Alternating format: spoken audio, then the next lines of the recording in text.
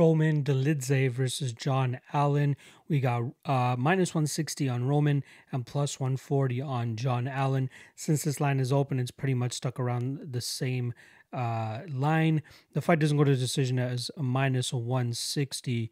Opened up at minus 245. Yeah, this is a fun fight. So let's start off with John Allan first.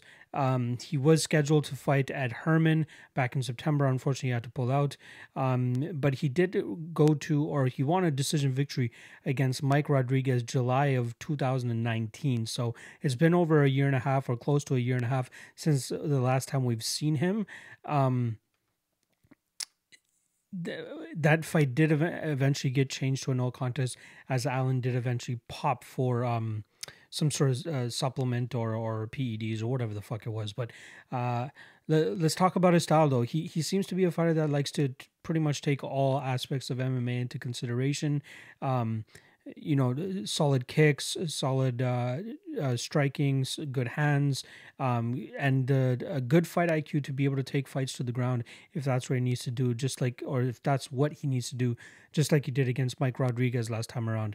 The Alexandre Silva fight, which was his fight after the Contender Series, where he got choked out by Vinicius Moreira on the Brazilian Contender Series, I should say.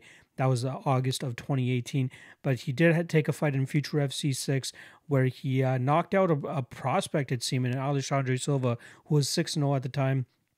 Now he's 6-2, but he did knock him out in the second round, and that was a fight where, it took a little bit of time for his hands to get going, but once they started getting going and started his kicks going too, he seemed to be more of an opportunistic striker more than anything else, and it paid off for him. Like, he was waiting for his openings, he was hurting Alexandre Silva's legs, his calves, and then eventually started getting his punches together, and then put together a beautiful combination to eventually put out Silva in that second round. Beautiful performance there. Then he comes in as a pretty heavy underdog against Mike Rodriguez, as a lot of people thought that Rodriguez was going to be able to keep this fight on the feet and pretty much either put out John Allan or at least outstrike him. However, John Allan had completely different plans. He goes out there, puts together a solid game plan, starting off with leg kicks and then taking the fight to the ground whenever he wanted. Mike Rodriguez had a very, very tough time in terms of getting back to his feet, and that's what really caused him to lose that fight, and John Allan to come out with a decision victory there. Obviously now a no contest, so he's still technically winless in the UFC, and he hopes to right that ship here against Roman Dolidze, I should say, who's a very, very tough out. So let's talk about Dolidze, who last time around in July knocked out Khadis Ibragimov with a beautifully placed knee. It actually, it looked like it was supposed to be a kick, but the brunt of that impact was actually on the chin of Khadis Ibragimov, courtesy of the knee, and then he followed up with a couple ground and pound shots there, which permanently put away Khadis in that fight. There was a lengthy layoff for Roman before his UFC debut. He was scheduled to fight Gadzimir Antigulov, Vinicius Moreira, and even Khadis Ibragimov roughly a month before they actually ended up fighting.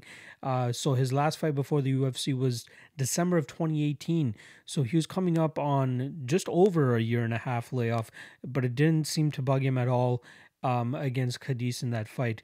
Now, if you guys go back and listen to my breakdown of Roman in that fight leading up to the Khadis fight, I did pick him to win, but I was a little bit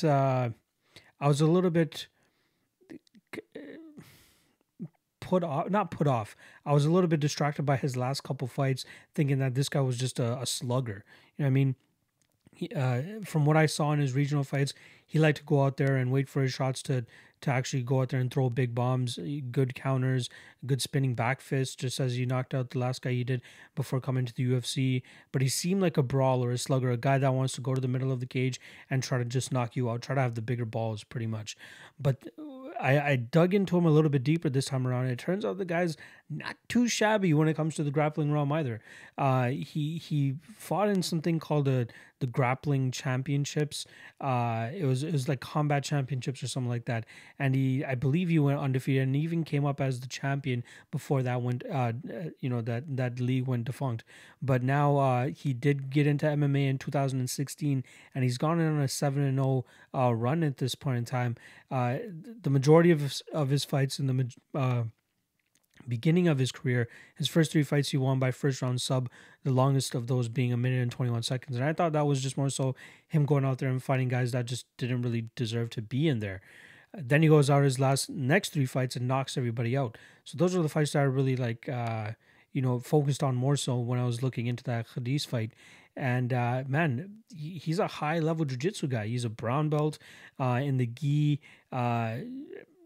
Yeah, he has a lot to offer on the ground. That's where I thought coming into this fight with John Allan, that's where Allan might be able to have an advantage is, okay, he might be a little bit more higher output and he could go to the takedowns and get this fight to the ground if he really wanted to. But I'm not sure if he really wants to take it there. You know what I mean? I think Dolidze has a solid jiu-jitsu off of his back. Even when Khadis was able to kind of like trip Roman there, Roman was like inviting him to come into to the jiu-jitsu room, and Khadis is like, nah, I'm good, dude. Let's just keep this on the feet so you can eventually knock me out closer to the ending of the round.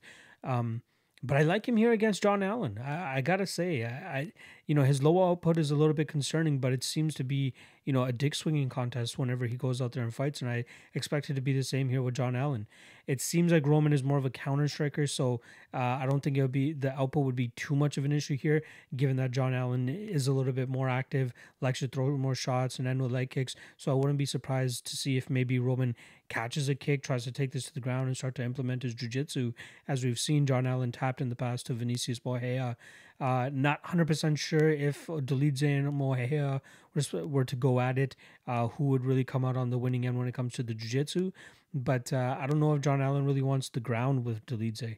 And now if you're telling me Dolidze throws those bungalows and doesn't really care about takedowns coming his way because he has a high-level jiu-jitsu background, I start to like this guy a little bit more. You know what I mean?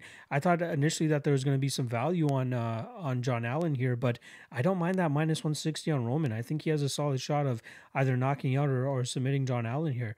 I think he's very, very live for one of those. And I'd be interested to see what the submission prop looks like for Dolidze here. From last weekend, we had Miguel Baeza via submission at plus 900, but I think that had a lot to do with him not having a submission victory on his record to date. Dolidze has 3, so that's just about half of his wins, just under half of his wins have come by submission. So maybe the bookmakers are a little bit more privy to his jiu-jitsu background. But Baeza, black belt, yet they continuously overlooked it, thinking that he wasn't going to be able to snatch it up. But here against with Dolidze and Allan, I expect it to take place on the feet. I expect Dolidze to land the bigger shots. And another positive for Dolidze, in my opinion. So in that fight against Khadis, they had said that he opened up his own gym because he wasn't the most happy with the training that he was getting. So that was going well for him over in Ukraine. But in August, if you guys look at his IG, in August, he said he actually moved everything down to Vegas. Now, I'm not sure what's going on with his gym back home in Ukraine, but since August, the end of August, he's been training at Extreme Couture, getting some good reads, getting some solid time in with other high-level, sparring partners and even UFC fighters as well. So I think that's a good move for him to come over here and get more looks than he probably would have over there in Ukraine. So he's making the changes that are necessary. He's doing what he needs to improve his game, and my potential for this guy is starting to grow a little bit higher than it originally had. So I'll go with Roman Dolidze to win this fight, probably by KO or sub. I'm just not sure which one exactly, but I think he has a high ceiling for sure.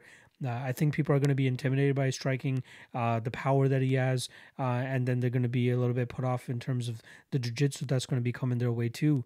So I think this kid's not this kid. He's how old is he? Let me just get that out of the way. He's 32 years old, so he's got to get it going now. You know what I mean?